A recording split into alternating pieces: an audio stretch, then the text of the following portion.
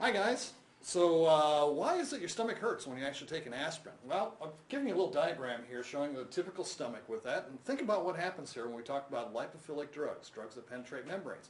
Well, here's the weird thing. You remember what we talked about? We said that the pH is what determines whether or not a drug can actually penetrate a cell membrane.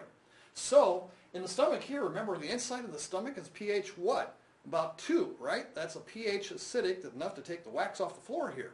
So that's what's going on inside the stomach. So when an aspirin enters your stomach and you drop it down there, it's in a very acidic environment. It's very lipophilic, meaning it can readily pass through membranes without a problem. But what happens when it enters into a cell right here? What's the pH inside the cell? It's 7.4, much more alkaline, right? And so what do you know it happens to an acid drug when it's placed in a more alkaline environment? It becomes charged. And when it becomes charged, it can't do what? Pass through a membrane, which means that aspirin went from the acidic environment here into the cell, and then it became trapped within the cell.